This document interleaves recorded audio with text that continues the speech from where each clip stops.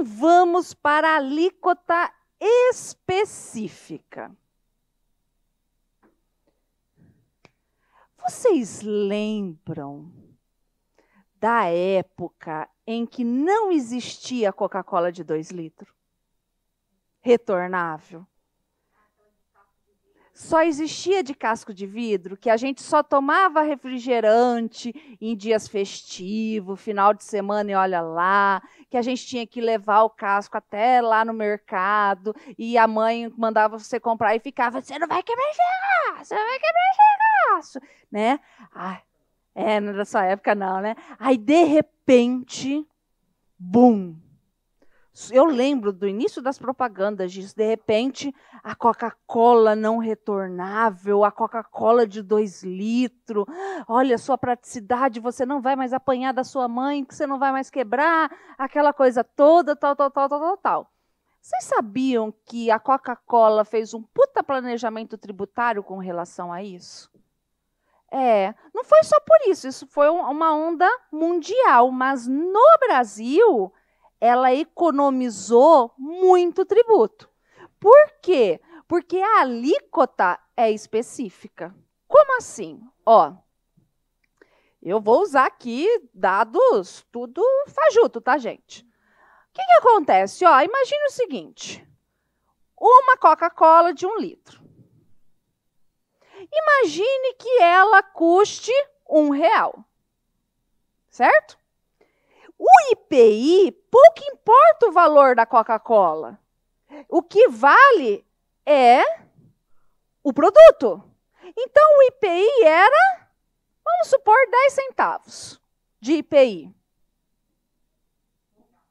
Por garrafa. Não era esse valor, porque nem era real ainda na época, mas só para ter uma ideia.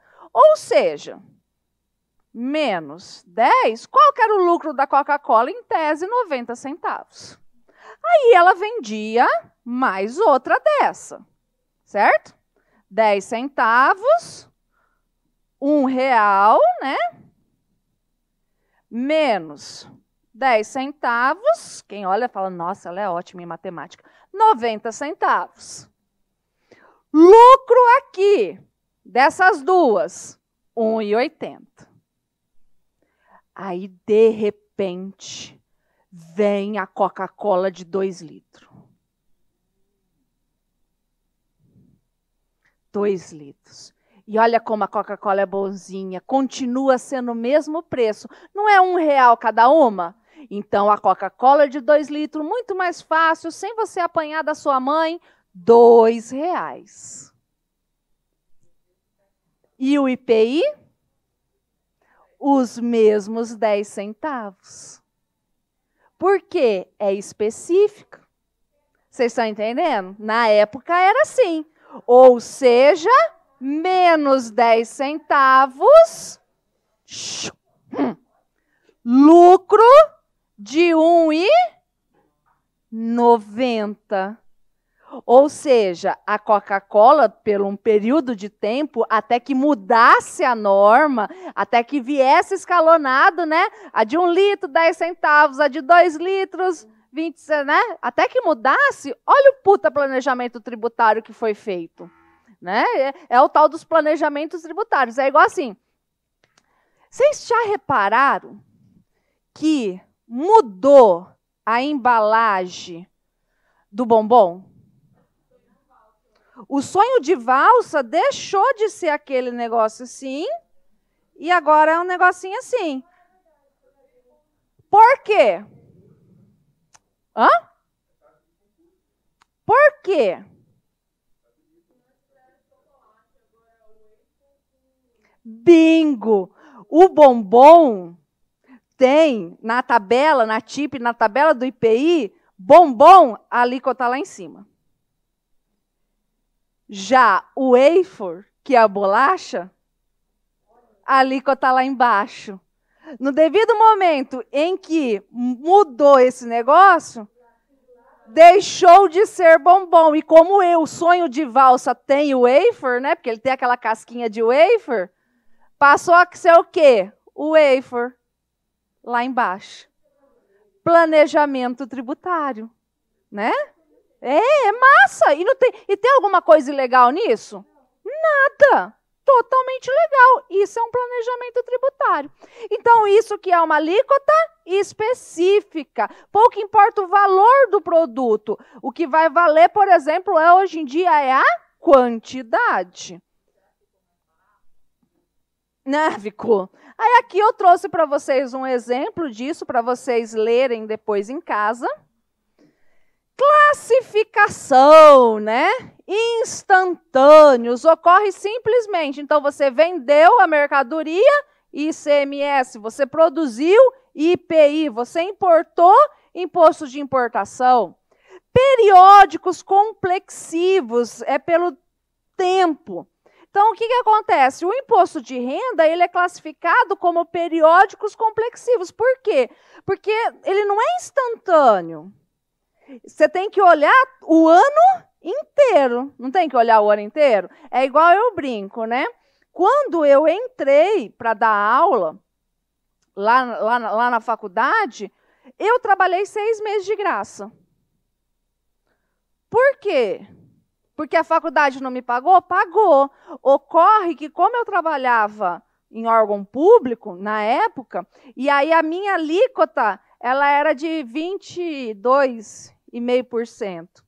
Quando somou com a da faculdade, no final do ano, quando eu fiz a declaração do imposto de renda, subiu para 27,5%. Como eu entrei no meio do ano, o que subiu e eu deixei de restituir, deu praticamente o que eu ganhei trabalhando 6 meses, né? Porque então a gente olha o ano inteiro, não mês a mês.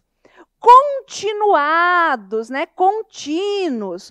Você é dono da sua casa só aquela vez por ano ou o ano inteiro? O ano inteiro. Só que nós precisamos determinar isso, é muito importante, o momento da ocorrência do fato gerador. Por exemplo, igual eu estava falando para vocês, Cuiabá, 10 de janeiro. Vocês estão entendendo? Então, tem um momento. Por quê? Porque eu aplico a lei com eficácia no momento da ocorrência do fato gerador. E isso é extremamente importante. O momento da ocorrência do fato gerador. Para poder identificar qual a norma a ser aplicada. A gente tem meramente situações de fato. O que são essas situações de fato? Essas situações de fato não precisa ter uma norma específica dizendo quando que você realiza o fato gerador. Você vendeu? Situação de fato. Você vendeu uma mercadoria? Situação de fato. Você produziu um produto? Situação de fato. Agora, quando que você adquire uma casa? Lá no cartório, né? No registro. Não é só com a chave, não é verdade? Não é uma mera situação de fato. Isso é uma situação jurídica. Por que é uma situação jurídica? Porque uma outra norma diz quando realiza o fato gerador. Por exemplo, né? Por exemplo, vamos lá.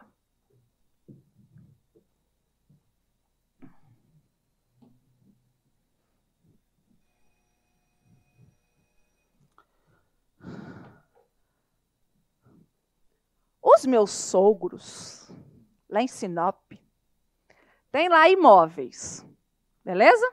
Imóveis. Que eles compraram da época da colonizadora Sinop. Está lá.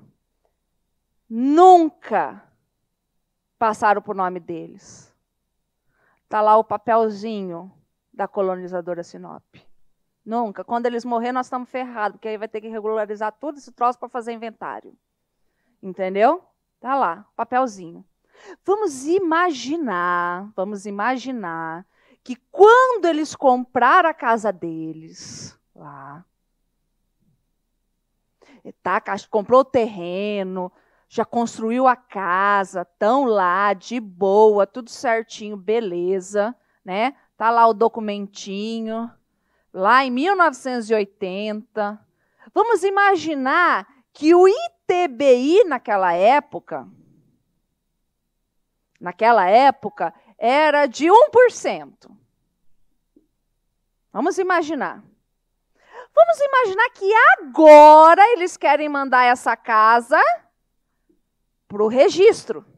Querem transferir o imóvel para eles. E vamos imaginar que hoje o ITBI esteja 2%. E aí? Qual a percentagem que vai ser pago? 1% na época do contrato, lá, tal, ou agora, no registro? No fato gerador. E quando é o fato gerador? Agora, no registro. Por quê? Porque não é uma mera situação de fato, de entrega, de tradição. Não é uma mera questão disso. É uma questão jurídica. Nós precisamos respeitar a lei civil nesse sentido. Conseguiram compreender? É a mesma situação aqui que a gente já analisou da súmula 112. Quando que transfere a propriedade pela causa mortis? Na morte. Na abertura da sucessão. Lembra que a gente fez ali tudinho? Por quê? Porque isso é uma questão jurídica. Não é uma questão meramente de fato. O Código Civil fala que transmite-se a propriedade com a morte. Tudo bem? Norma geral anti-elisão. Isso aqui, para vocês, despenca. Antitreta. Antitreta. Aqui, ó, porque a gente tem a elisão fiscal, que é o planejamento tributário, que foi o que o bombom lá, a fábrica de bombom fez, que foi o que a Coca-Cola fez. A gente tem a evasão fiscal, que é você faz nota mesmo fraudulenta. E nós temos a ilusão fiscal. Aquela aparência que está tudo lindo, maravilhoso, mas que não é. O exemplo maior disso daqui é assim, ó. Vamos lá. Eu tenho a minha casa que vale 5 milhões de reais. Né? Quem dera, mas enfim. Né? Vamos fazer de conta que eu tenho uma casa que vale 5 milhões de reais. E você quer, só dá para fazer isso com grandes valores, tá? Não vai querer fazer isso com a sua casinha lá de 100 mil. Não vai dar certo, não vai compensar. Então, você está lá, com a sua casa de 5 milhões, eu tenho a casa de 5 milhões e você quer comprar. Só que você não quer pagar o ITBI dela, você não quer pagar o ITBI. Aí, como eu sou advogada, eu costumo brincar, sabe? Eu sou advogada, não sou advogada, eu sou advogada, sei das coisas. Não, eu tenho um jeito, um planejamento tributário. Vamos abrir uma firma, vamos abrir um negócio de fachada, a gente vira sócio. Aí a gente abre uma empresa, num capital social de 10 milhões nessa empresa, que nunca vai movimentar. Então, na hora de integralizar o capital social, eu entro com a casa no valor de 5 milhões e existe imunidade nesse sentido. Beleza? Existe imunidade nesse sentido. E aí, você vem com o dinheiro 5 milhões. A gente deixa essa empresa aberta um pouquinho, não deu certo, vamos dividir, vamos separar. Aí você, né, fecha, encerra a empresa. Não tem um patrimônio de 10 milhões? Não tem sócios, tem que dividir. Olha, faz o seguinte, você fica com a casa e eu fico com o dinheiro. Perfeito. E aí? Qual foi o verdadeiro negócio jurídico que nós fizemos? A compra e venda da casa.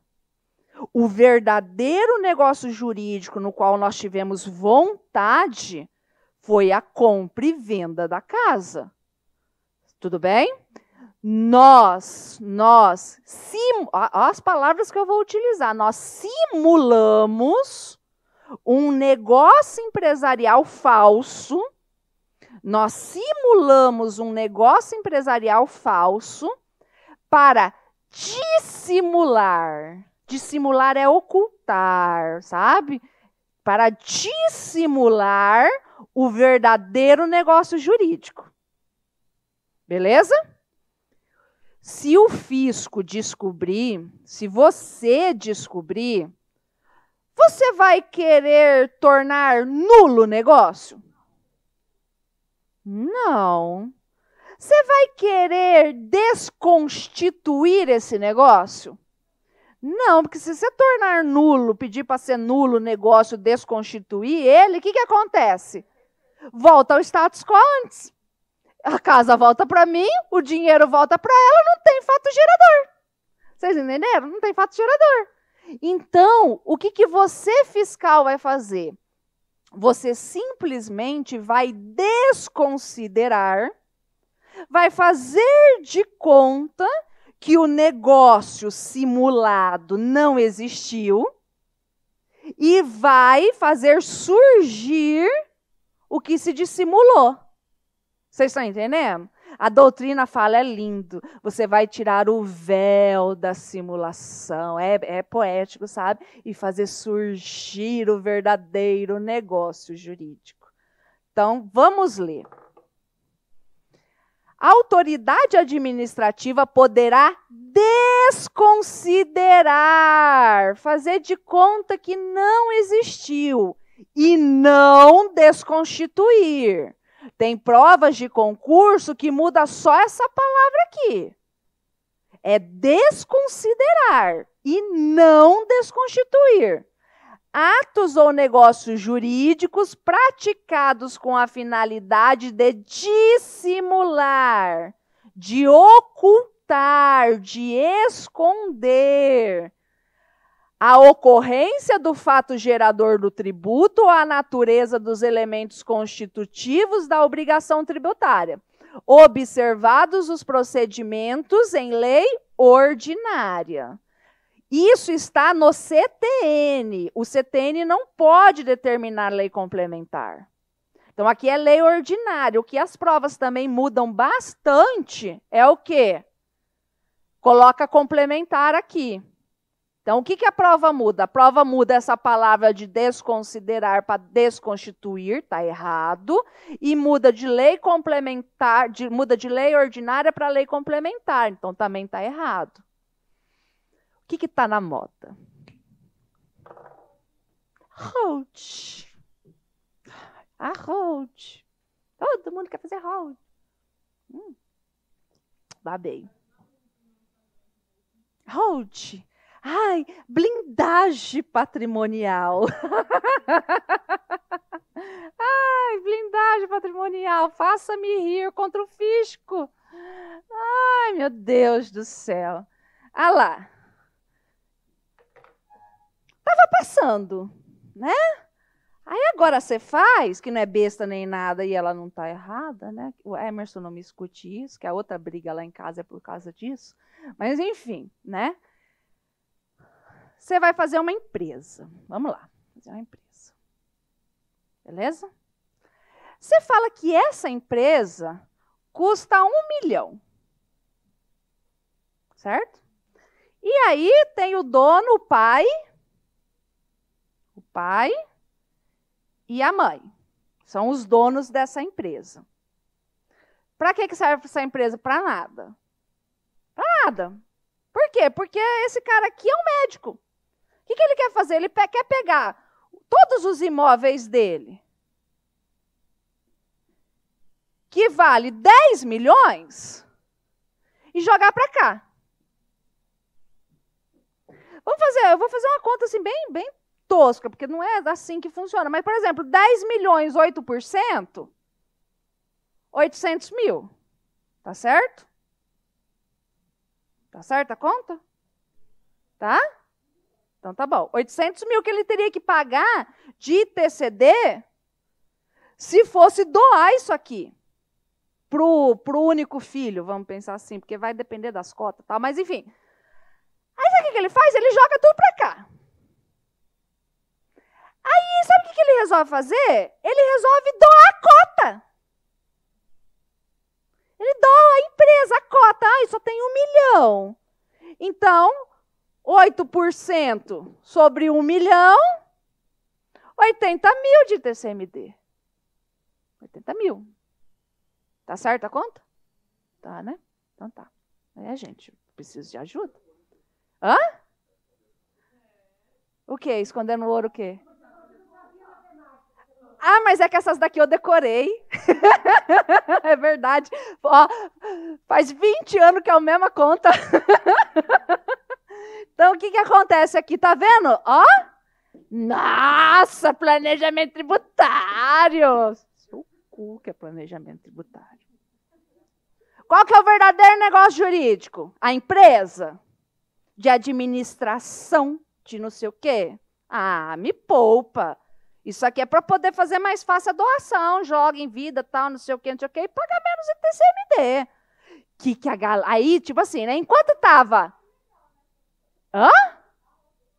Ela não é ilegal, mas desde que você pague os 800 mil aqui. Uai. Entendeu? Enquanto tava meia dúzia fazendo... Ok, a Cefaz passou batido. A hora que viu, né? Outdoor, venha fazer hold. Aí todo mundo, opa, vamos fazer hold. Vamos fazer hold. Não, vamos todo mundo fazer hold. Aí começou, ele falou, não, sabe o que os fiscais da Cefaz começaram a fazer? Nossa, Emerson pulou desse tamanho, eu achei massa. De repente, os fiscais começaram a fazer balanço da empresa, coisa que fiscal nunca fez. Aí você pedia para a guia, né, para pagar o ITCMD, vinha com laudo de quanto valia. Não, peraí, ó, você fala que a empresa tem o imóvel X, o imóvel Y, o imóvel Z. Aqui, ó, quanto que vale esse imóvel? Pelo LX, esse imóvel está valendo tanto, pelas imobiliárias. Esse aqui está valendo tanto. Ou seja, meu filho, ó, sua empresa não vale R$1 milhão. Essas cotas não valem R$1 milhão. Essas cotas valem R$10 milhões. Você quer doar, fazer tudo certinho, beleza, mas a sua empresa não vale R$1 milhão só porque você está dizendo que ela vale. Ela tem um patrimônio de 10 milhões, ela vale 10 milhões. Então, você quer doar, você paga o ITCMD sobre os 10 milhões.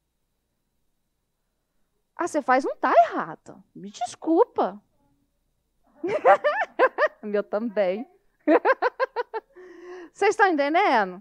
Então, assim, a hora que ela cai. Quem ganhou dinheiro, ganhou. Agora o trem é mais difícil. Entendeu?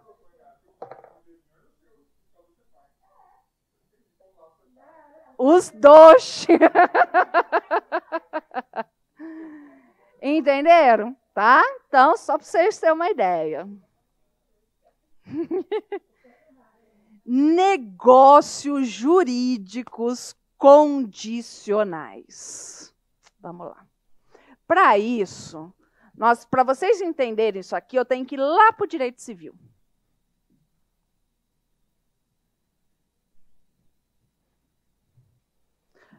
Para o direito civil, a gente tem que ir para a escada pontiana. O que é a escada pontiana? Ah, é um doutrinador, super mega power, de 1900 e nada, Pontes de Miranda, que trouxe esse troço aqui. É verdade, 1900 e nada. Que trouxe esse negócio aqui.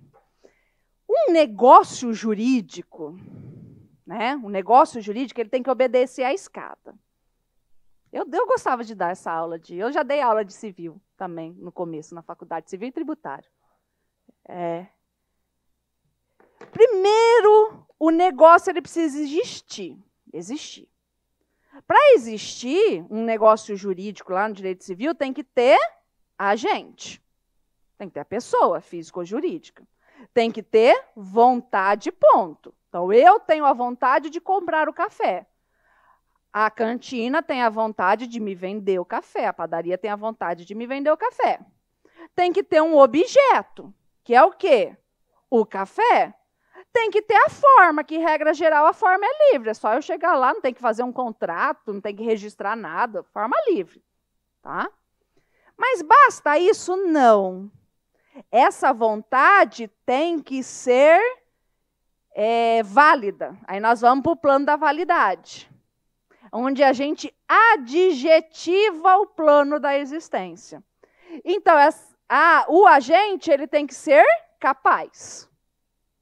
Tá? Tem que ter idade, tem que ter a capacidade. A vontade tem que ser livre. Você fez isso porque você quer, não pode ser viciada. O objeto tem que ser lícito. E a forma tem que ser adequada. Regrona geral já tem eficácia. Tá? Então, eu fui ali, comprei o café, eu sou capaz de comprar um café. Tive uma vontade totalmente livre. O objeto, ele é lícito. E eu não tenho uma forma, né? Então, tá de boa. E ele já tem eficácia. Eu posso, tomar meu café. Agora, existem elementos acidentais, que é a terceira escadinha. Elemento acidental. Um acidente não impede alguma coisa? Impede. Então, esse elemento acidental, ele impede a eficácia do negócio jurídico. Esse elemento acidental, nós temos condição, evento futuro e incerto, termo, evento futuro e certo, é um prazo, por exemplo, e encargo, que é o que acontece na isenção onerosa. Eu te dou a isenção se você construir a fábrica, não sei o quê, não sei o quê, não sei o quê, não sei o quê. Tá?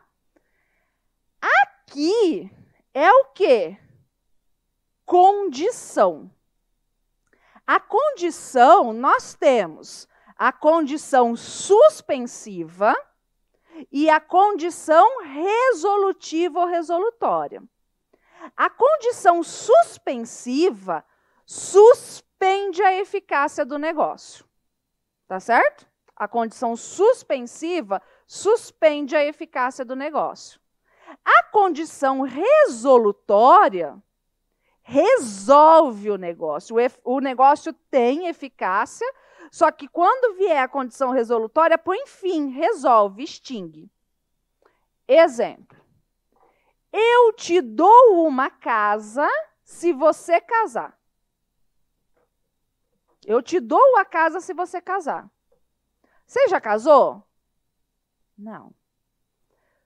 Você pode exigir a casa? Não. Vocês estão entendendo? É uma condição suspensiva. Você tem certeza que você vai casar? Não, né? É um evento futuro e incerto. Tudo bem? Então, vamos para o exemplo. Imaginem que lá em 2015,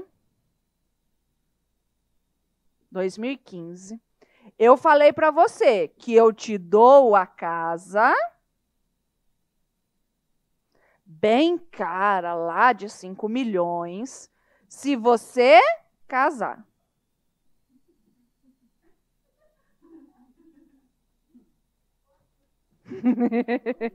Né? Se você casar, eu te dou a casa. Beleza?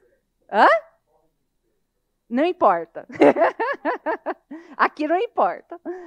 Te dou a casa se você casar. A alíquota aqui, em 2015, ela era de 4%, a alíquota maior aqui no estado de Mato Grosso. Tudo bem? Você casou agora, em 2021. E você só conseguiu casar porque você é pobre e feio? Tá? Com comunhão universal de bens por causa da casa que vai ser doada. Tá? O que acontece? Aqui em 2021,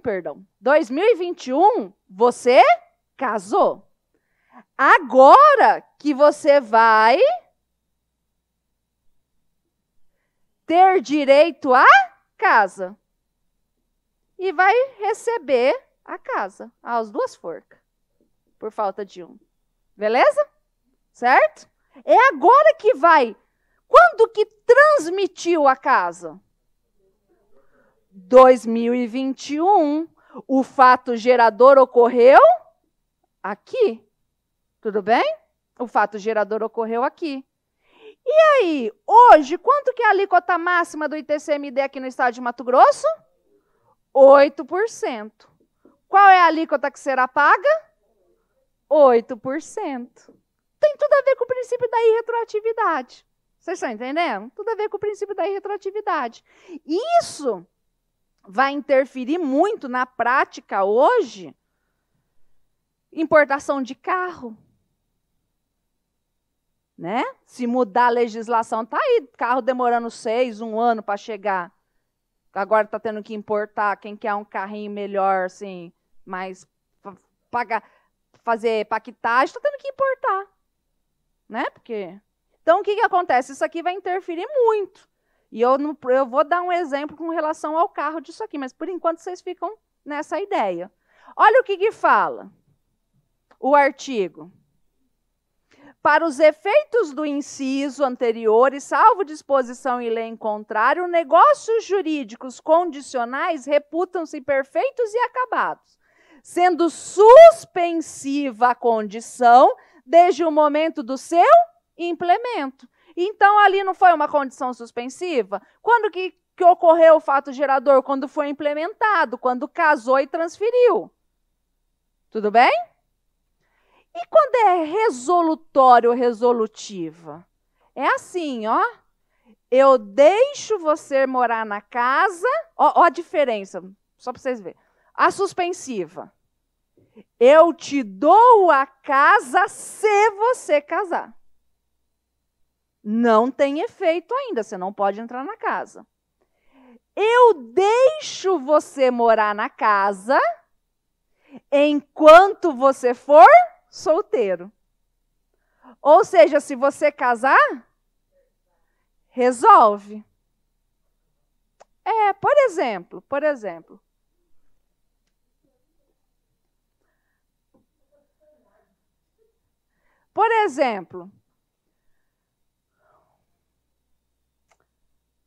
Você é uma filha solteira de um militar que já morreu. Nem eu que sou mais besta. Meu sonho na próxima vida, a hora que Deus falar que você quer. Eu quero ser filha de militar. Entendeu? Ó, o que a legislação fala? Ô menina, eu vou te dar a pensão enquanto você for solteira. A menina de 50 anos, formada, adiodeada, né? Tá lá recebendo a pensão. Sei lá, dos seus 20 mil reais por mês. Ela paga imposto de renda? Paga, lógico, paga, beleza? Ai, nossa, mas meu sonho é casar. Meu sonho é casar porque eu estou vivendo em pecado. Não, mas tem que ser no civil, senão não vale. Então eu vou lá e caso. Ela vai continuar pagando imposto de renda da pensão? Não, porque operou-se uma condição resolutória que resolveu, extinguiu a pensão, extinguiu o fato gerador do imposto de renda. Beleza, mas professora, dá um exemplo assim mais palpável. Então tá.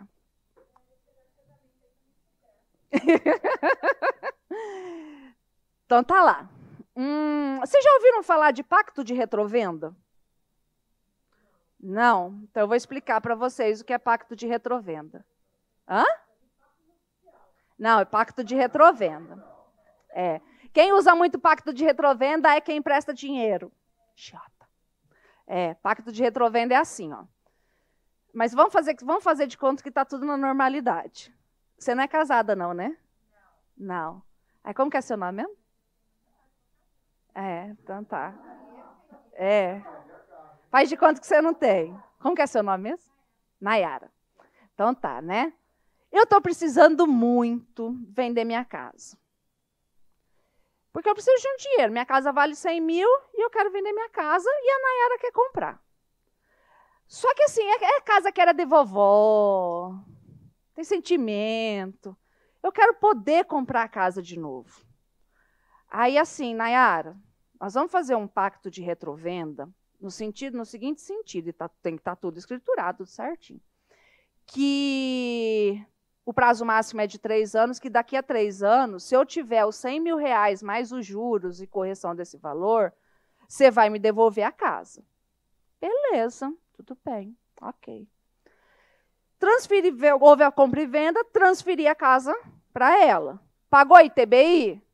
Pagou, beleza. Mas não tem uma condição resolutória? Se eu quiser a casa de volta, tem uma condição resolutória, beleza? Nayara está na casa. Apaixonou pelo vizinho. Está até de amor pelo vizinho. Apaixonou pelo vizinho. Como que é o nome do seu namorado? O Hugo. Faz de conta que ela não conhecia o Hugo. Entendeu? O Hugo é o vizinho, ela está lá chavecando o vizinho. Está tentando, faz 3 anos pegar o vizinho Hugo. Né? Tá lá, tá lá. Aí eu chego com o dinheiro, que eu quero casa de vovó de volta. Aí vou lá, aqui o dinheiro, ela fala, não, mas não saio daqui nunca, vou casar com o Hugo, eu tenho que ficar aqui, né? Ela tem querer? Ela não tem querer, é um direito potestativo meu. Ela não tem querer. Eu falo, fia, problema seu, eu te alugo um quartinho aqui, fica tranquilo. Ótimo. Tá vendo o que vai acontecer com aquela compra e venda nossa? Vai estar ocorrendo uma outra compra e venda? Não. Não. A gente só está extinguindo aquela compra e venda anterior em razão do pacto de retrovenda. Não vai pagar ITBI. Vocês estão entendendo? Por quê? Porque o ITBI a gente pagou antes. Tá? Não houve. É a natureza jurídica do Instituto. Então, por isso, não vai pagar outro ITBI. A briga que tem jurídica é se você vai receber aquele ITBI de volta. Mas esse outro ITBI não paga. Aqui, ó.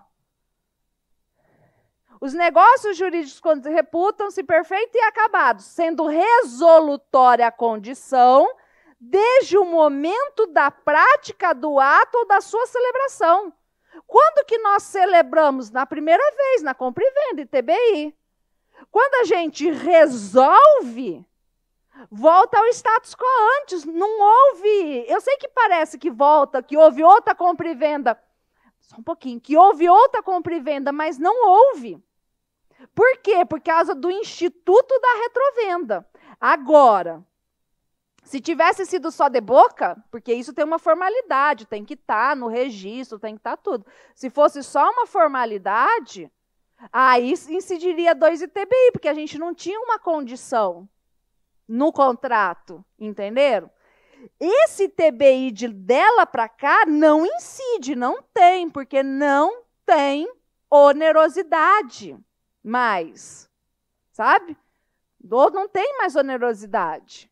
E o ITBI é inter vivos oneroso, não tem mais onerosidade, só morreu. A briga é se eu vou poder pegar o ITBI de volta que eu já paguei. Essa é a briga que tem na justiça, que não é pacífico. Entenderam? Pro concurso de vocês, é o quê? Não incide esse ITBI quando cumprido o pacto de retrovenda e não devolve o que pagou antes. Para o concurso de vocês é isso. Pode falar. Não, faz tudo no registro, tudo bonitinho, faz, mas não tem que pagar de novo. Não é assim.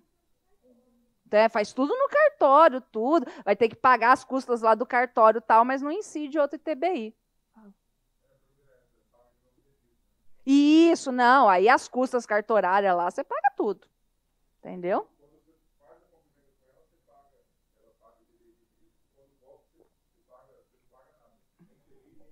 O registro eu não sei. Mas paga. Eu acredito que pague. Entendeu? Eu acredito que pague. Porque o cartório não vai fazer nada de graça. Entendeu? Por quê? Porque tem que fazer todo o trâmite ali para voltar, tal. Mas o ITBI, não. O ITBI, não. Conseguiram entender?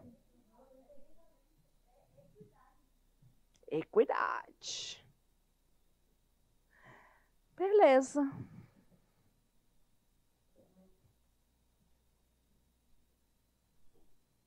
E agora, o princípio do tributo não wallet, que a gente já conversou, o tributo não tem cheiro, né? Ai, quando é que começou isso? Foi lá na Roma, no ano de 69 depois de Cristo, com Vespasiano. Quem é o Vespasiano? Ele sucedeu Nero, que diz que pegou fogo, botou fogo em tudo, o loucaço do Nero. E aí, como precisava meio que reconstruir Roma, ele falou o seguinte: eu vou começar agora a taxar os banhos públicos, né? Porque é o maior surubão que era lá, né? Devia feder pra caralho, mas tudo bem, nos banhos públicos de Roma. Aí, o que aconteceu? Ele falou assim: não, vou começar a cobrar o povo para usar os banhos públicos de Roma. Aí o filho dele virou para ele e falou assim: porra, pai, você vai cobrar tributo pro povo cagar? Aí ele virou e falou assim: ai, tributo não tem cheiro. Diz a lenda que foi isso que aconteceu. Então, tributo não wallet. O tributo não tem cheiro. Pouco importa qual a origem do dinheiro. Então, pouco importa se o negócio é nulo, anulável, ilícito ou não. Pouco importa. Vocês estão entendendo? Então, vamos lá de novo. E aí? O traficante paga imposto de renda da droga? Incide, deveria pagar. Então, não, quando eu falo paga, no sentido que incide, entendeu? Então, por exemplo, o cantor Belo. É público, ele foi preso, tudo, né? Ele deveria, incide imposto de renda na renda que ele tinha da droga? Sim, incide. E incide imposto de renda da renda que ele tira da droga da música dele? Também. Ou seja, incide em cima das duas drogas, gente. Tá? Incide. Por quê? Porque não tem cheiro. Pouco importa se o dinheiro é limpo, se o dinheiro é sujo. Incide. Nem de graça. Minha melequentinha, quando eu tinha 3 aninhos. Linda, né? Melequentinha de mamãe. Né? E aí? Alice, minha melequentinha, é dona da minha casa. Ela é contribuinte de IPTU? Sim. Ah, eu sou responsável? Aí é outra coisa que a gente vai estudar segunda-feira. Eu sou responsável. Mas contribuinte é a Alice. Mas, professora, ela é absolutamente incapaz. Como isso? Gente, raciocina comigo. Você já imaginou se criança não pagasse imposto? Ia estar tudo no nome de quem? Né? Até eu, se a Alice estivesse completando 18 anos, eu dava um jeito de parir de novo. Né? Para botar outra criança, para jogar tudo no nome da outra criança? Ué, então, né? Sabe? Igualdade. Por exemplo, não tem essas crianças youtuber? Cara, elas ganham dinheiro pra caralho, essas crianças. Eu tenho pavor dessas crianças que ficam enfiando um monte de brinquedo na cabeça das outras crianças que ficam assistindo esse negócio. Tem verdadeiro pavor. Mas está lá. Criança trabalhando, ganhando dinheiro no trem do YouTube. Ela é contribuinte de imposto de renda? É. Vocês estão entendendo? É. Então, pouco importa a capacidade civil da pessoa natural. Sim, sim. A criança que ganha pensão, acho que ia mudar um trem. Será que mudou? Ia mudar.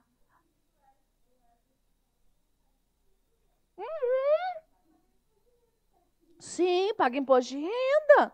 Mas eu não tenho problema, né? Gente, tadinho.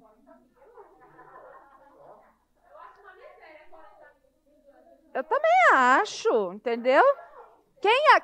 Vamos lá. Quem aqui tem o sonho de pagar muito imposto de renda, levanta a mão. Meu sonho é pagar muito imposto de renda. Tanto é que antes de dormir, eu vou ensinar a oração para vocês antes de dormir.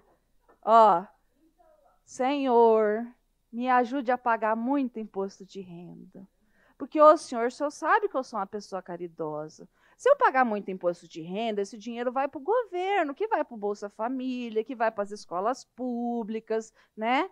Então, me ajude a pagar muito imposto de renda. É isso que eu peço para Deus todo dia antes de dormir. É meu sonho, entendeu? E isento de imposto de renda é pobre ou doente. Tô fora. Eu quero, sabe? Dá muita comida pro leão. Para. E aí? O estudante de direito tá lascado, né? Ele forma.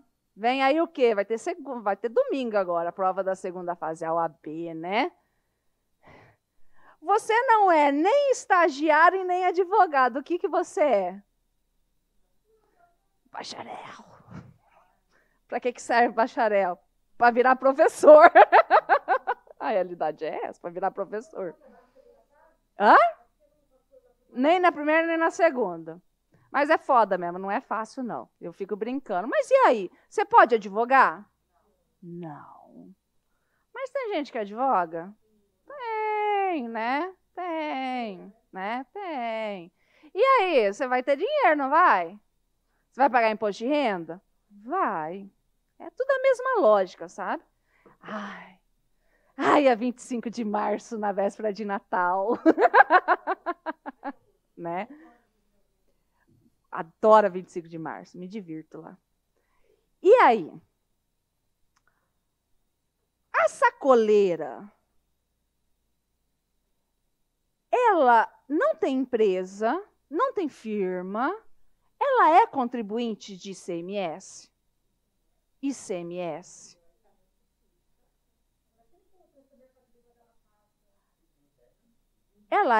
Ela não tem empresa, ela não é nada. Ela é contribuinte de ICMS? É. Por exemplo, eu tenho uma amiga minha que ela faz uns pacotes de ônibus para Goiânia, passear. Aí ela fica me infernizando. Ai, Lígia, vamos esse ano com a gente para Goiânia, lá de ônibus, de excursão. Aí eu falo para ela, sério? Passei dessa fase de pegar um busão para excursão para Goiânia, fazer compra. Eu passei, já fiz, passei, né? Não vou nada. E por quê? E aí, toda vez que ela volta, ela é minha manicure. Toda vez que ela volta, eu falo, e aí, como é que foi a volta, né? Como que esse povo vai lá de ônibus fazer compra em Goiânia? Como que eles vêm? Como que eles voltam para cá? Fazendo o quê? Rezando. Para a barreira não pegar, vem rezando, né? Quem, dependendo, uns ora, outros reza, mas vem, para a fiscalização não pegar, Ficam parados. Você acha que o meu problema não é de ônibus, nem ir para Goiânia. Meu problema não é esse. Eu ando muito de ônibus. E eu adoro Goiânia. E, gente, um mercado popular é a minha cara. Se faz friozinho, vocês vão me encontrar no centro da cidade com eu batendo perna. Adoro bater perna no centro. Adoro. Entendeu? Adoro. Eu vou lá na Giga, eu volto cheia de potinho para casa. Feliz, é verdade, adoro.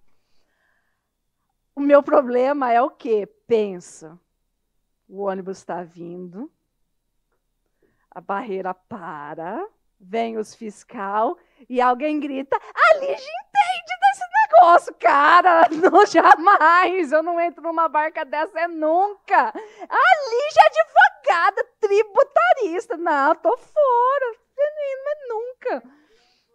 Deus é livre. Então, o que acontece nesse sentido? Tá vendo? Nenhuma delas tem empresa, nada disso, firma que reconhece, nada.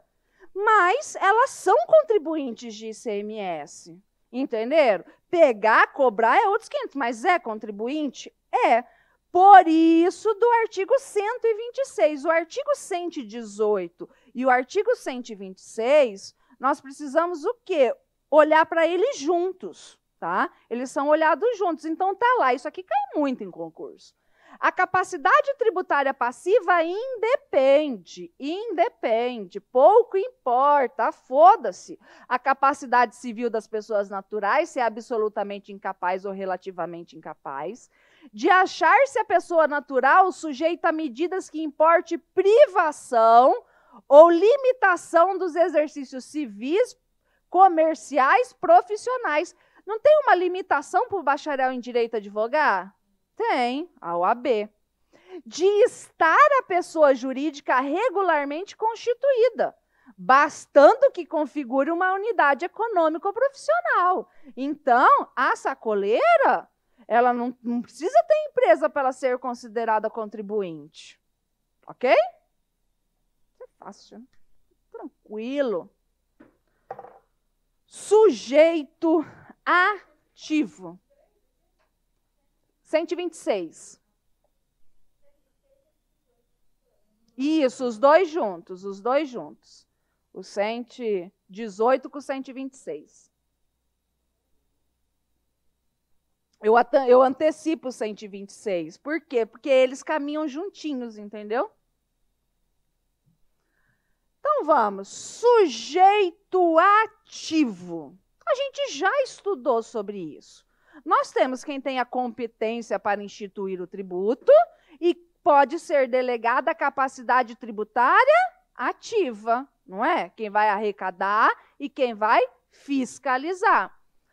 Mas só pode ser delegada para pessoa jurídica de direito público?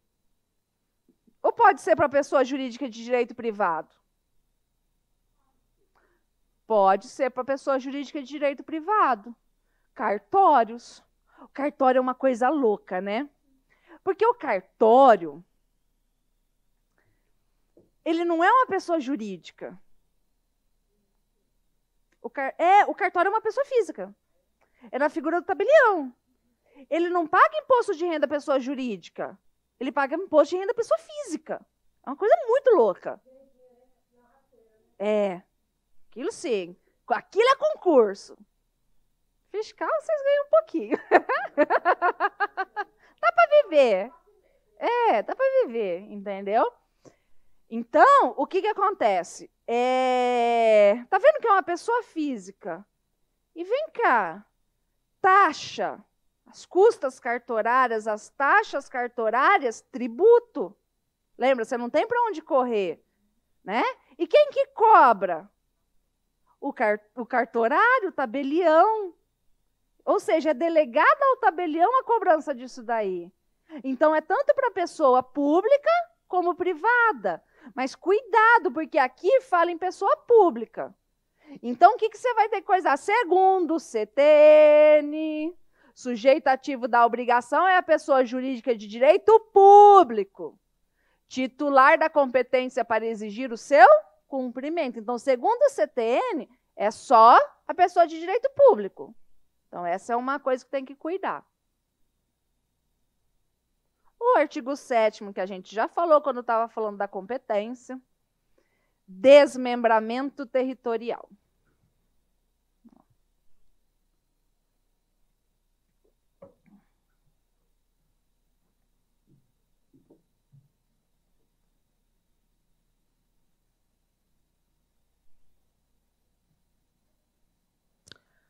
Mudança subjetiva do sujeito passivo.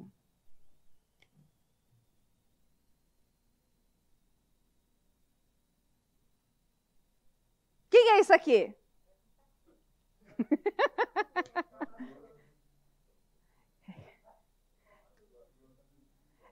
Isso mesmo. Parece uma cafeteira italiana, né? Aí, não sei quem que perguntou. A Alice desenha. Eu fiquei besta com os mangá que ela fez. Postei hoje lá no Instagram. Fiquei besta. Ela chega para mim aqui. Nossa, olha só. Aí perguntaram para mim, você desenha? Boneca. Puxou para quem? Sabe Deus, pro vizinho. Né? Que lá em casa ninguém desenha. Mas, enfim, Mato Grosso. Antes da gente se livrar daquele povinho, não é não? Antes da gente se livrar daquele povinho. Então, beleza. Vamos imaginar o seguinte, que não houve a divisão ainda, tá? Não houve. Nós estamos lá com o povinho grudado em nós. Imagine que o mala do marido da minha tia É o mala do marido da minha tia, que eles moram lá no Mato Grosso do Sul. O mala do marido da minha tia está devendo o IPVA de 2020. Não pagou. Ok? Beleza? Não dividiu ainda. Para quem que ele deve o IPVA de 2020? Para Mato Grosso. Agora, em 2021, dividiu. Tudo bem? Agora, em 2021, dividiu. Agora, nós temos Mato Grosso. Mato Grosso continua existindo. Não virou igual o Faustão acha, Mato Grosso do Norte e Mato Grosso do Sul. Não, continua. Houve um desmembramento. E aí criou-se Mato Grosso do Sul. Aí criou-se Mato Grosso do Sul. O mala do marido da minha tia continua devendo esse IPVA aqui. Agora, em 2021, desmembrou. O IPVA de 2020 em 2021, ele vai dever para quem? Para Mato Grosso do Sul. Vocês estão entendendo? Hã? Os dois. Tá? O que acontece? Por quê? Porque desmembrou aí a questão do território. Eu já vou ler o artigo para vocês. Vocês vão entender. Vocês acham que é fácil desmembrar, criar um Estado?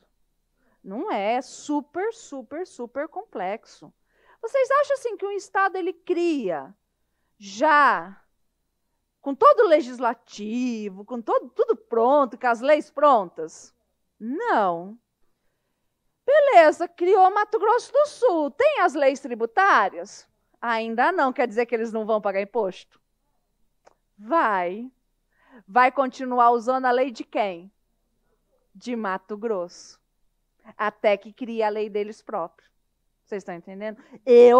Vocês são favoráveis em criar mais estados? Não! Que espécie de concurseiro vocês? Tipo assim, cara, quanto mais a gente fatiar, mais concurso tem, né não? Vocês podem, vocês podem sim, a reza nova, Senhor, ajude a fatiar o Brasil, para ter bastante concurso e eu pagar bastante imposto de renda, né? Nova reza.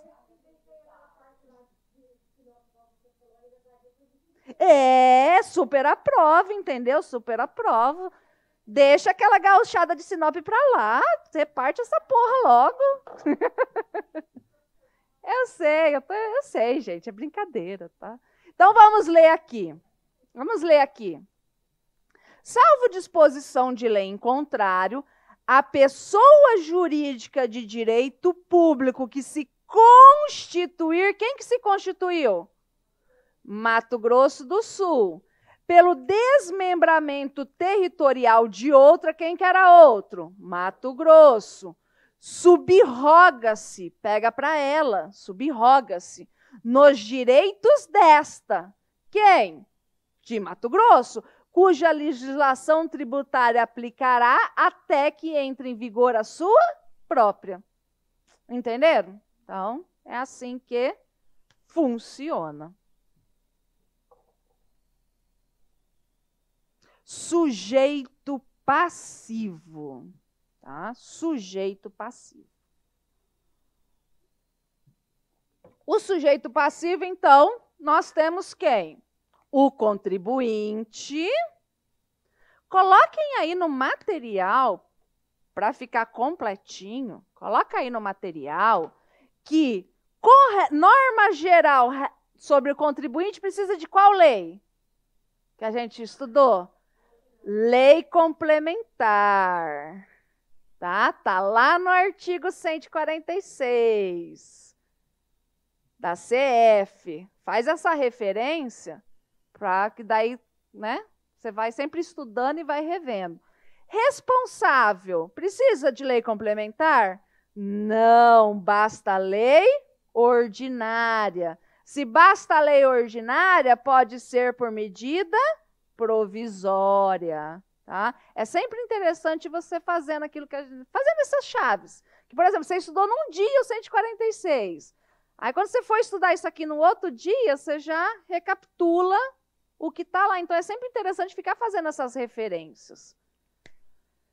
Tá? Então, quem que é o contribuinte? O contribuinte é a pessoa que vai ver o dinheiro sair do bolso dela, basicamente. É isso, não é? A forma mais fácil da gente visualizar isso na prática, assim, é com relação à retenção do imposto de renda pelo empregador. Não é a forma mais fácil da gente visualizar? É. Eu sou contribuinte do imposto de renda. A lei manda o meu empregador ser o responsável. Ele vai reter o meu imposto de renda. Mas eu sou o contribuinte, ele é só o responsável, que é a matéria que a gente vai estudar segunda-feira, de extrema importância. Aí que a gente aprofunda. Convenções particulares. Gente, sujeito passivo está na lei. Será que um contrato, um negócio entre partes, pode mudar a lei? Não, né? Aqui no direito tributário, não. Então, imagine a seguinte situação. Imagine a seguinte situação. Vamos lá.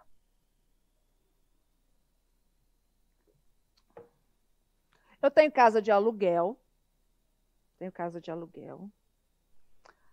Eu sou advogada. Não sou advogada, não. Eu sou advogada. Civilista. Tá? Sou advogada civilista. Aí eu não sou besta nem nada. Vou alugar minha casa e vou colocar lá no contrato que o inquilino, o locatário, fica responsável pelo pagamento do IPTU, certo? Mas você acha que eu sou advogada, vou fazer esse trem de boca? Jamais, vou fazer bonito. 10 testemunhas, trem bonito, no cartório, com o timbre do cartório, reconhecido firma, aquela coisa linda.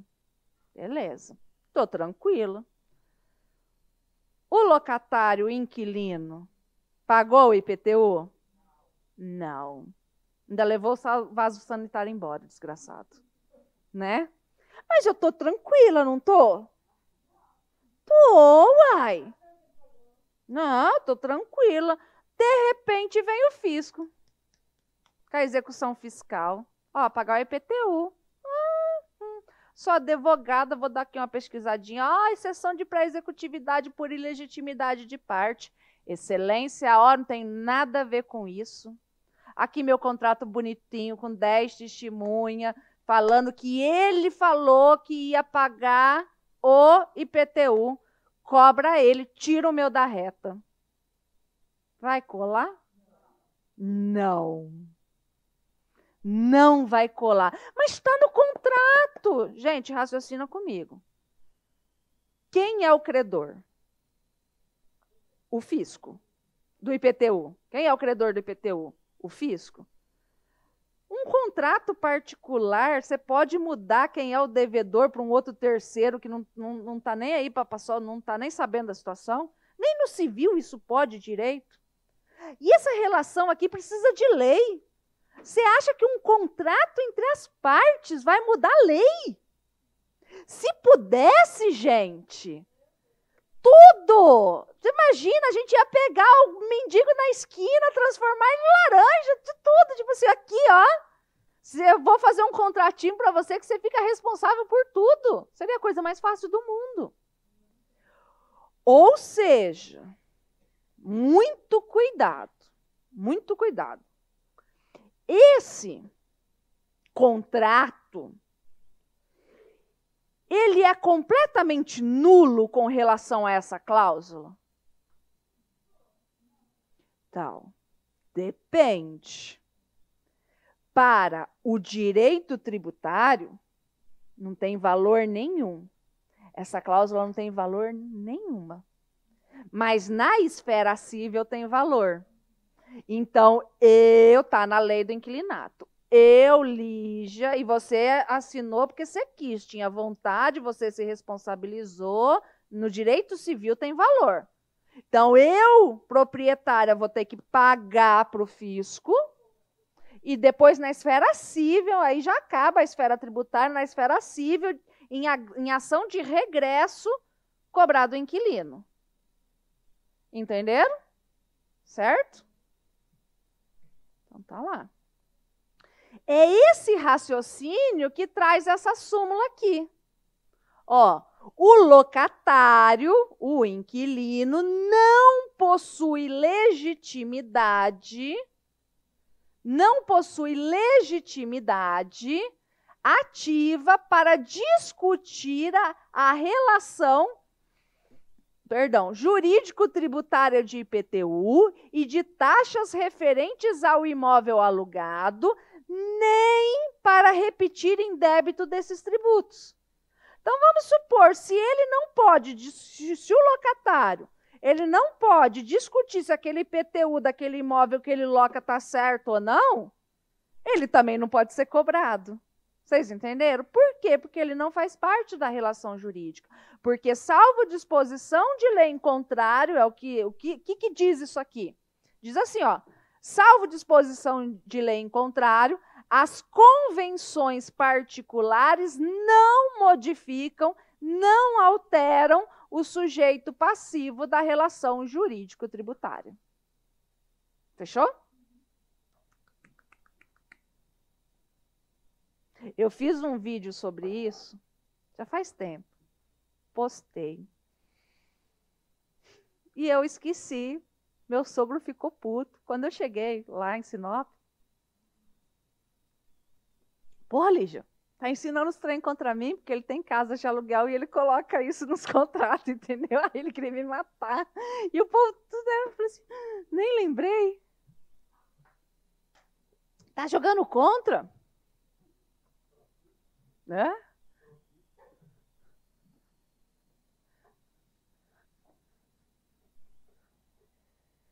Responsabilidade solidária. Responsabilidade solidária. Gente, nós temos a responsabilidade solidária e a responsabilidade subsidiária, lá do direito civil. A responsabilidade solidária é assim: o fisco, ele pode cobrar de quem ele quiser. Ele pode cobrar de A, ele pode cobrar de B, ele pode cobrar de C, de quem ele quiser, porque não existe benefício de ordem. Já numa responsabilidade subsidiária, tem benefício de ordem. Primeiro você cobra o devedor principal, para depois você cobrar o contribuinte. Primeiro você cobra o devedor principal, para depois você cobrar o devedor secundário, o responsável subsidiariamente. Então, é assim, ó. A responsabilidade solidária. Imaginem a casa. Esse imóvel pertence a A, B e C. Ambos têm interesse comum nessa casa, não tem? Todos não têm interesse comum? Tem. A tem 10% da casa. B tem 40% da casa. C tem 50% da casa. A minha pergunta é: o município, se ele quiser, ele pode cobrar 100% só de A? Pode. Ele pode. Por quê? Porque isso aqui é uma solidariedade por interesse comum. Porque a solidariedade no direito civil pode vir por contrato. Aqui não. Ou é por interesse comum, ou tem que estar na lei. Você não presume responsabilidade solidária aqui no direito tributário. Tudo bem? Então, não tem benefício de ordem. O A não vai poder falar: eu sou o menor aqui da relação, cobra de B ou cobra de C. Não. O fisco escolhe se vai cobrar de A, B ou C. O fisco escolhe. Vocês estão entendendo? Tá. Alguém aqui tem 20 e poucos anos? 26? Oh, meus 26 anos. Qual é seu nome? Camila. Camila tem 26 anos. Época boa, né? Não precisa ainda fazer botox. A cutis está esticada de natureza. Se eu pegar a Camila e começar a andar com ela para cima e para baixo, eu vou poder dizer adeus a Diogo, meu dermatologista? Não, né? Não vou. Infelizmente, não, né? Por quê? Porque isso é uma condição pessoal dela. Não é verdade? Isso é uma condição pessoal dela. Imaginem a seguinte situação. Imagine que tenha uma lei para esse imóvel aqui que fale que a pessoa maior ou igual a 60 anos é isento. A pessoa maior ou igual a 60 anos é isento. A pessoa com a doença X é isento. Você está entendendo? A pessoa com a condição individual, particular, é isento. Será que a isenção de uma dessas pessoas, a característica pessoal dela, vai passar para as outras só porque elas andam juntas? Jamais. Igual eu, não vou poder jamais largar Diogo, né? Mesmo que eu grude numa pessoa de 20 anos. Não vou. Então, imaginem o seguinte. Imaginem que e não tem como mudar isso aqui. Isso aqui foi feita uma doação desse jeito, com cláusula de inalienabilidade, impenhorabilidade e incomunicabilidade. Eles vão morrer desse jeito. Tá bom? Porque o X da questão não é esse, tá? O X da questão é o que eu vou colocar aqui. Porque sempre vem, mas aí é só botar tudo no nome do A. Não pode. Não tem como botar no nome do A. Vamos lá. A é maior ou igual a 60 anos. B tem 40 anos. C tem 50 anos. Isento é só quem? O A. Então, você tira ele da relação. Não é o IPTU todo isento. Por quê? Porque essa característica não vai passar para todos. Eis a minha pergunta. Você tirou ele da relação jurídico-tributário. O município vai poder cobrar 100% do IPTU só de B?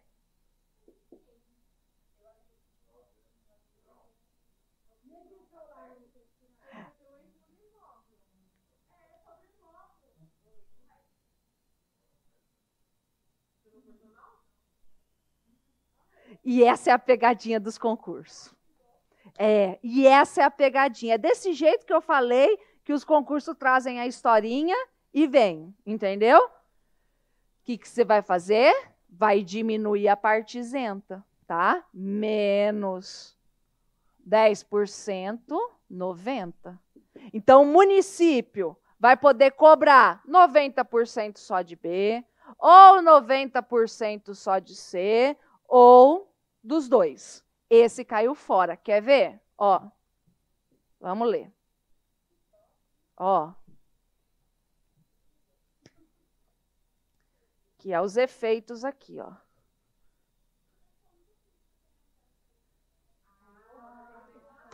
Não, aí tem que... aí você tem que requerer, aí você tem que mexer. Ó, efeitos da solidariedade. A isenção, a remissão de crédito exonera todos os obrigados. Então, regra geral. Ai, gente, é sexta-feira, fazia 2 anos que eu não dava aula em pé, assim, logo numa cacetada, assim, tô cansada. Né? Crédito exonera todos os obrigados. Se fosse uma isenção assim, uma isenção geral, imóvel até 30 metros quadrados é isento. Beleza, exonera tudo. Salvo se outorgada pessoalmente a um deles. Quem que foi? Foi para A. Subsistindo, neste caso, a solidariedade quanto aos demais, B e C, pelo saldo 90% no meu exemplo. Tudo bem? Tá? Pode falar.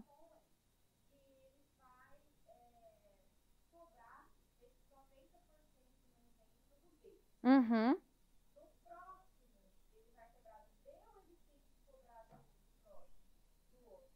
Como assim? Não, na realidade, na prática, isso aqui é para questão de prova. Porque